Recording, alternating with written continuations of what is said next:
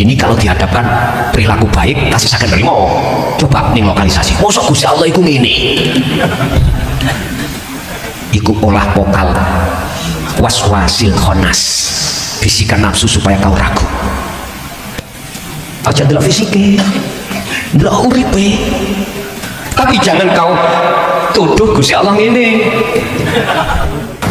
Mengapa sebelum kita nikah kok haram hukumnya segala hal aktivitas? Apabila kita berduaan itu haram. Terus setelah gara-gara kobil itu aja kok ya sudah diperbolehkan menurut agama. Bon. Assalamualaikum warahmatullahi wabarakatuh. Waalaikumsalam warahmatullahi Gus Deret Ahmed, bagaimana gambaran orang yang usul atau hamba yang usul atau liqo kepada Allah Subhanahu wa taala? Sampun matur nuwun ya. Bagaimana tanda-tanda atau gambaran orang yang sudah dikatakan usul atau sering kita sebut sebagai arifin, piro-piro wong sing makrifat pada Allah. Bon. Tujuan dinul haq, dinul tauhid, agama yang mengajarkan hambanya, umatnya untuk mengesahkan Tuhan adalah meniadakan bahwasanya selain Allah tidak ada yang disebut makhluk. Sekali lagi, tujuan dinul tauhid atau dinul haq, agama yang mengesahkan Allah adalah untuk meniadakan bahwasanya selain Allah itu tidak wujud. Ingat, al-kaunu utawi makhluk minal mukawwanat, dari beberapa makhluk itu sifat aslinya zulmah. Zulmah itu peteng. Air maksudnya zulmah adalah la maujud, tidak wujud. Mungkin sampai eling ayat yang menjelaskan sebetulnya kita itu asalnya tidak wujud. Wujudnya sebab diwujudkan yang wujud. Langan ya. Ini proses kita di dalam tauhid la ilaha illallah dan dua. Siapapun jenengan ingat, guru-guru kita dulu memang seperti itu mengajarkan kita. Oke.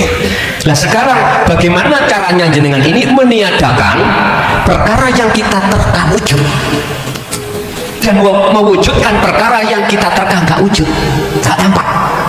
Atau gini deh, bagaimana jenengan iki menampakkan perkara yang tadinya kita anggap nggak tampak dan tidak nampakkan perkara yang kita anggap tampak. Atau bagaimana jenengan ini mengatakan yang apa yang kita anggap wujud dunia seisinya itu gak wujud. Terus bagaimana caranya kita menampakkan, mewujudkan sejatine sing wujud. Akhirnya dengan jalan risalah dinul haq inilah yang beliau para rasul dan kekasih Allah sampaikan, terimalah kita ilmunya. Nah, inilah yang kami sebut sebagai ilmu tauhid. Ada yang mengatakan ilmu hakikat, ada yang mengatakan ilmu tasawuf. Monggo. Kalau mbahku biariku mengatakan ilmu tuwek le, mboten. Ilmu tuwek, ilmu sepuh. Mboten, mboten ilmu tauhid, mboten. Mboten paham ngomong tauhid itu, mboten paham. Ilmu sepuh. Atau ada yang mengatakan ilmu tawarruh. Bapak Ibu, ketika itu sudah Allah anugerahkan terhadap kita yang namanya ilmu, bentuknya kita paham. Setelah paham, tidak cukup berhenti di situ.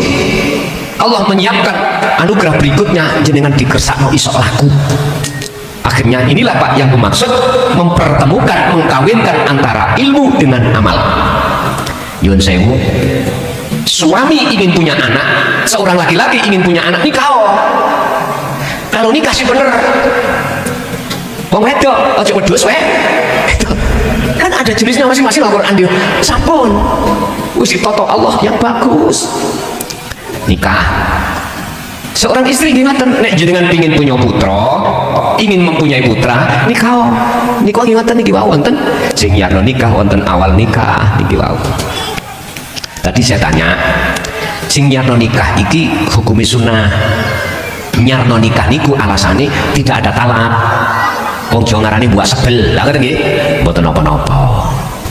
Ada sing nyarno nikah utawa bangun nikah maneh iku dasare karena ada talak, ini namanya rujuk.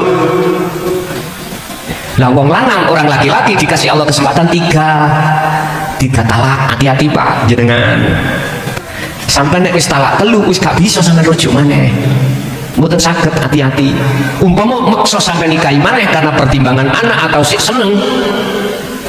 Berat Pak niki syarate. Apa? Siji kudu dinikah wong liya dhisik. Nomor loro wis dipisah laki-laki kedua dan tidak boleh dipaksa. Mekaten bojomu kok tak baleni gak oleh. Biasanya wong nek kadung rasane enak, mboten purun. Lah wis kadung cocok ya, mboten purun. Niku jenenge geblakin ping namanya. Niki syarat secara syariat harus dilakukan dulu. Setelah ditalak oleh laki-laki kedua, jenengan harus menunggu masa iddah. Min salah satil furu, dari 3 persucian 3 khetan banjur boleh sampai nikahi boleh. Hati-hati, berat lupa niki. Lah macam talak itu ada 2 Pak. Ada yang soreh, ada yang soreh itu jelas, ada yang isaroh. Hati-hati niki. Sing soreh jelas kata saya talak tuh ki wis dik aku blenger delok raimu dino iki tak pegat. Nah contoh niku jelas. Lah ini bisa langsung talak 3, bisa 1, bisa 2, bisa 3, tergantung jenengan oleh ngucap mangga apa. Dek dino iki tak talak telu, berarti wis gak boleh dirujuk. Kalau hanya bicara dek dino iki tak talak kamu, pun jatuhlah talak 1. Jenengan mengki saged rujuk. Talak maneh, rujuk maneh, talak maneh, rujuk terakhir yang telu sudah gak bisa. Hati-hati, 1 talak bisa jadi 3 talak. Sekarang bahasa isyarah. Dik nek layani aku kok saenake dhewe to. Nek budal ngantekane wangi-wangian ya toh maca. Tapi kalau aku ning kamar gelem ngene, tak gelem yo ngene. Nyuwun sewu, utang pirang-pirang dino gak dilepas. Misali pun dik mulya nang bapak tak terno. Lho iki memang bukan bahasa talak secara jelas. Tapi jika kau barengi hatimu untuk talak, jadilah talak. Kalau tidak jenengan barengi untuk menalak boten. Nek tujuan sampai niku hanya memberikan pelajaran, bukan termasuk talak. Niki jarang Pak dijelaskan tengah masyarakat. Jarang sekali. Para kiai jelas nang niki biasanya dengan majelis taklim pondok biasa. Nek ngene niki boten juarang. Padahal iki ya dibutuhno masyarakat awam. Wis, kembali kepada pertanyaan. Ketika jenengan ini sudah mengkawinkan, mempertemukan ilmu dengan amal yang disebut uzlah dengan cara menjaga zikir, maka disinilah nanti ada tanda-tanda dikatakan wusul atau makrifat pada Allah. Pertama, la yarawna li anfusihim syai'an. Hati jenengan sudah tidak lagi muncul rasa iman kalau jenengan yang melakukan segala hal apapun tanpa terkecuali dari sisi hati jenengan loh ya, dari perilaku yang Allah letakkan pada diri jenengan dan atau perilaku yang dilakukan oleh makhluk selain jenengan. Jenengan sudah tidak beriman yang melakukan itu makhluk. Intinya ngoten.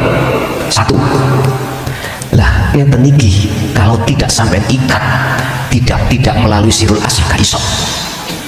Paling sampai sakit ini. Aku gerak sebab digerakkan Allah. Berarti ini ada potensi faktor jenengan. Kewujudan jenengan kali kula masih muncul.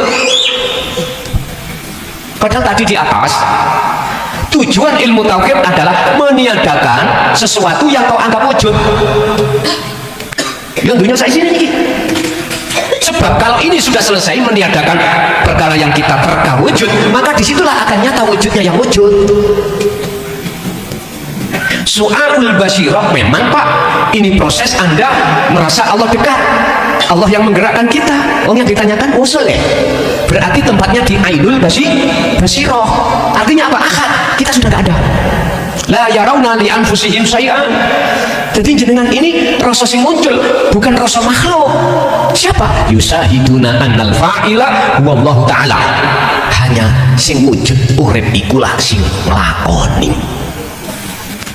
Ini kalau dihadapkan perilaku baik kasih sakit nerima. Coba nih lokalisasi. Mosok Gusti Allah iku ngene. Iku olah vokal waswasil khonas, bisikan nafsu supaya kau ragu. Aja delok fisike, delok uripe. Tapi jangan kau tuduh Gusti Allah ngene. Mriki lak golongan putra kok. Ya nggih. Keliru Bu nyuwun sewu. Wis kadung ya maneh. Wis. Yang kedua, yusyahid annal fa'ilahu Allah taala, rasa sing muncul dalam diri panjenengan iku adalah urip iku Pak, yang dalam Al-Qur'an disebut bukan sifat tapi aku. Aku sapa? Nek diterjemahno, yo aku urip sing ana jobolan jero jenengan iki. Terus lagi tondo yang sederhana yang sering kita alami adalah tatmainul qulub. Ademe tentreme ati. Niki tondo. Ingat, ala bidzikrillah tatmainul qulub. Ingatlah, hanya hati ingat kepada Tuhanlah, hatimu akan mencapai satu kenikmatan kedamaian yang hakiki. Niki tondo-tondo. Yang keempat, salah satu di antara tanda-tanda seseorang itu sudah arif, sudah wusul datang Allah, jenengan hatinya itu la ta'thirud dunya, gak gampang ingin kebiari tentunya. Contoh kaum go sampai niku iso tuku mobil, jenengan boten saged, jenengan iki gak ono atinit loro gak ono. Wong tandare wusul iku jenengan wis gak ono, bagaimana ati sampean iku terasa sakit? Justru nikmat yang masuk dalam hati jenengan. Wonten ada orang yang ilmunya lebih tinggi daripada jenengan, itu pun tidak ada hasud dalam hati. Jenengan duwe pondok, pengikuti akeh. Terus tonggo sebelah ngetekno pondok, fasilitas luwih apik, santri sampai ngalih kabeh, hati sampai gak hasud. Alhamdulillah, ono sing ganteng. Lho, ngoten. Asine jenengan dienakno Gusti Allah gak repot-repot. Pendino balah repot toh, sani nggak turut tok rokokan, lu enak, diluai cepet duwe anak. Itu lagi, pun. Hal itu Pak, mohon maaf, kewusulan itu tidak hanya kita alami ketika saat kita itu meditasi secara khusus, tidak. Bisa jadi itu pertemuan terhadap Allah disebut sebagai arif, makrifat itu di kala jenengan makan, minum, kerja, bisa jadi. Intinya mek ngeten, sing sapa wonge perkara makhluk di dalam hatinya itu sudah fana, maka disitulah yang disebut sebagai makrifat. Bertemu, durasinya terserah Allah, bisa hitungan detik, bisa hitungan menit, bisa hitungan jam. Itu salah satu tanda disebut sudah wusul di situ. Tergantung kita ada diletakkan di kewusulan di mana, di mahfudkah atau di maksum, di musyahadatul fana, wakamil atau kawabakok. Kalau selama masih di mahfud, kadang-kadang hitungan detik lah, wis wapi, lalu kadang-kadang yang di menit. Itu sebagai proses Anda memegang dzikir, mengasah dzikir. Selama ada di mahfud, makom mahfud, jenengan kali kulon ini pasti suatu saat dilalaikan Allah terhadap Allah. Kecuali sudah dipakok, musyahadatul pakok, ini saya sebut sebagai maksum, ini sudah tidak ada lagi kata-kata lalai dari Allah. Nah, untuk menempuh predikat inna akramakum indallahi atqakum kafah dengan sempurna melalui ini, sehingga saya simpulkan, sekuat apa jenengan menjaga dzikir, sekuat bagaimana Anda memegang dzikir itu, ada di situ. Disitulah jawabannya. Kita ada di fana, apa di kamil, apa di takok. Sejauh mana kita selalu memegang dzikir itu. Makanya di dalam surat Al-Ahzab 4142, mengapa Allah mengatakan dzikron katsiron, perbanyak ilmu menyang Gusti Allah, fasabbihuhu bukratan wa asila, baik siang maupun malam.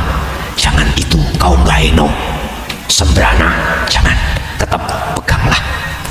Ngangel kan, apalagi waktu kerja wis ngeten mawon.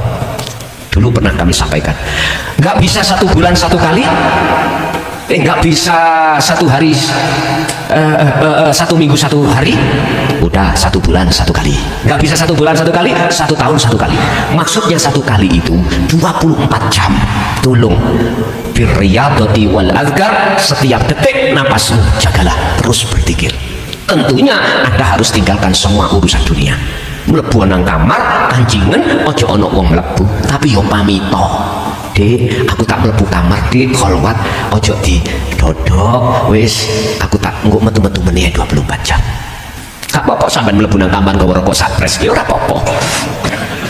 Mboten apa-apa, kan sakit rokokan kali hati dikir terus apa toh? Sakit mawon. Sing penting ojo nggawa misak dus mboten mawon. Mboten apa-apa. Tapi yo pamit aja gak salah paham. Sebab nek sampean gak pamit langsung mlebu wae, ibunya curiga. Kok jangan-jangan nang metotok. Duwe salah aku. Dinteni gak teko-teko gak metu-metu wae dahar, gak metu-metu wae salat, biasa salat bareng gak teko. Samarku iku. Lah apa iki kok? Kan curiga, Pak. Curiga. Akhirnya gak wani dodok nyeluk Pak RT. Nah ini bahayanya ngoten. Jangan-jangan jenengan ini kendak. Takutnya kan ngoten. Makanya biar gak ada fitnah, bilang dulu. Nggak bisa jenengan satu minggu kan ada free toh Pak, nggak kerja ya dah, gunakan. Nah, dengan cara itulah nanti akan mudah jenengan itu untuk langsung koneksi dalam setiap keadaan sampai itu, sebab sudah terbiasa. Jadi itu Pak, tanda-tanda keusulan. Satu, jenengan ini sudah dalam hati sudah tidak ada muncul iman selain Allah. Yang kedua, hanya Allah yang sebagai aktor atau sang penggerak atau sang apapun. Jadi wujud-wujud dunia ini wis tak tutup wujudnya makhluk, tapi wujudnya Gusti Allah. Gendeng-gendeng tak jamin mesti hati sampean iku mesti tenang damai, terus gak gampang kena kebiarin tuh dunia. Assalamualaikum warahmatullahi wabarakatuh. Tentang awal pengawasan kalau wau wonten ingkang dinamekaken nikah lahir kalian nikah batin guys. Kula kok dereng paham ingkang nikah batin niku kados mekaten yo napa?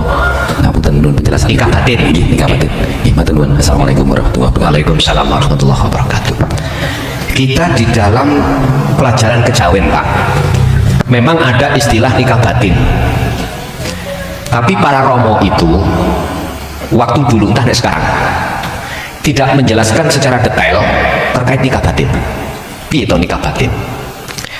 Bahasanya nikah niku ono macam kali. Ada nikah secara syar'i, ada nikah secara hakiki. Nikah syar'i dibagi dua. Ada nikah secara catatan sipil, ada nikah secara agama saja. Yang sering di tengah masyarakat disebut nikah siri. Sebetulnya kurang cocok nek corong mengatakan saya nikah siri. Wong iku ketok wong kathah kok siri lho ya apa. Mungkin beliau-beliau memunculkan kalimat siri itu karena tidak diketahui oleh negara, mungkin di situ. Kedua-duanya itu sah. Tergantung syarat rukunnya itu mencukupi. Ada, mohon maaf, ono wali, ono kemanten anyar, kemanten lanang wedok, ada ijab kabul atau mahar wajib. Ini syarat-syarat untuk dikatakan nikahnya sah. Udah. Cuman yang ditanyakan di sini adalah nikah batin atau nikah secara hakikat. Pak, tadi saya katakan nikah syariat itu nikah no jasad ambek jasad. Mempertemukan dua sejoli yang berbeda jenis laki dan perempuan. Di dalam agama mengatakan sebelum dinikah jangankan mengumpuli, mendelok melihat saja tanpa ada syar'i yang diperbolehkan haram betul, haram. Tapi mengapa gara-gara kobil tuh nikah tak terima nikahnya bla bla bla, gara-gara ngomong urut tok lho wis oleh sah kalimat itu. Padahal kalimat itu wenteng Pak, wenteng diucapkan. Tapi opo gara-gara kalimat itu boleh dikeloni, wis gak digodak lagi oleh hansip. Apa sebab? Ini manusia gak mau berpikir. Mengapa sebelum kita nikah kok haram hukumnya segala hal aktivitas, apabila kita berduaan itu haram? Terus setelah gara-gara kobil itu aja kok ya sudah diperbolehkan menurut agama. Bon, tidak jauh dengan nikah batin Pak. Bagaimana sih nikah batin? Mempertemukan rohaniah dengan urip. Inilah yang disebut sebagai solo atau uzlah atau khalwat atau bertapa, meditasi. Monggo terserah. Ini wajah tu wajia ini loh yang disebut nikah batin. Mula nikah syar'i itu mesti ini kudu didobel dengan nikah batin. Jadi sang suami, calon suami ketika dinikahkan hatinya harus menghadap terhadap urip, harus terhadap hidup. Hidup yang mana? Hidup yang ada pada diri calon istri. Sing dituntun Pak penghulu. Lah ngaten iki. Bahasane syariat dituntun Pak penghulu. Mestinya gitu. Dan ini hanya bisa dilakukan oleh orang-orang yang sudah ilmu dan amal, baru bisa sambung. Bisa. Artinya gini Pak, sebelum kita menikah batin, mohon maaf sing tersinggung, saya tidak ada tujuan untuk menyinggung, enggak, saya hanya menyampaikan aja. Sepanjang kita belum bertemu Allah, belum ini wajah tu wajah, laku apa sampean, entah ibadah murni atau tidak murni, jelas hati ini gak sambung pada Allah, itulah haram sebetulnya. Walaupun itu istri sampean sendiri, secara syariat halal, okay? Tapi ketika sampean melakukan hal itu, hatimu tidak ada rasa dengan Allah, di mata Allah tidak ternilai. Sholat sama, tidak ternilai, alias haram kalau boleh saya katakan. Sebab ono wong sholat itu tapi justru menyekutukan Allah. Urusan jenengan terima gak terima, itu urus aku. Sing penting tak sampai no. Kayak apa? Sholat terus nyekutokno Allah. Ketika jenengan melakukan sholat, dalam hati jenengan merasa Anda yang bisa melakukan. Ini berarti jenengan menyamakan diri Anda dengan Allah. Wis, nek gak dong durung nrimo sakerson jenengan. Sampai gak terima ya ora apa-apa, iku dudu urusanku. Loh, inilah sholat yang saya katakan menyekutukan Allah. Sehingga di situ muncul satu makalah, sholat itu hukumnya wajib, tapi lebih wajib kau tinggalkan. Artinya ketika jenengan menjalankan sholat, tinggalkanlah keakuanmu dalam hati iman kalau kau yang melakukan. Sebab jika itu tidak kau lakukan, tidak akan pernah kau itu bisa merasakan nikmatnya hatimu bertemu Allah. Wakumu lillahi qanitin, wajib hukumnya qanitin ay khashiin, wajib hukumnya salat bertemu Allah, wajib hukumnya tidak menyekutukan Allah. La syarikalah. Janganlah kau menyekutukan Tuhanmu dengan dirimu. Niki nek boten di apa diobral, dibuka, dibedah ilmu tauhid gak ketemu Pak. Lu tenang. Setinggi apapun ilmu kita tentang dunia syariah, nggak akan pernah bisa membedah niki, nggak bisa, karena memang tempatnya, makomnya ini di makom hakikat, baru ketemu. Oh gitu tak. Kalau pernikahan secara batin itu jenengan sudah lakukan, maka halal. Jenengan melakukan apapun itu halal. Artinya inilah pertemuan terhadap Allah disebut usul, itu hanya wujud tunggal. Apa salah Gusti Allah melakukan sesuatu itu atas kehendaknya Allah sendiri? Nggak salah, karena sifatnya Allah itu ada satu yang disebut jais, wenang, yumkinu. Sudah, ini sudah tidak bisa dihalang-halangi, nggak bisa dihalang-halangi. Karena sifat yumkinu itu Allah ngini karpe ngunu yo karpe. Sekarang tinggal pertanyaannya, keakuan diri makhluk si tampil apa orang? Kalau detik-detik wis gak tampil, halal. Inilah nikah batin sebetulnya yang dimaksud. Pemahaman konco-konco mboten wonten. Pemahaman sing waktu saat Romo menjelaskan itu dengan kinayah, terkon nyawa dewi sing wedok adoh ning Malaysia, sing lanang kene nikah batin. Nggih ngapunten, makanya tak genahno iki, sedangkan Gusti Allah iku yo nang dindi, tidak kenang dindi, di mana-mana dan tidak kemana-mana.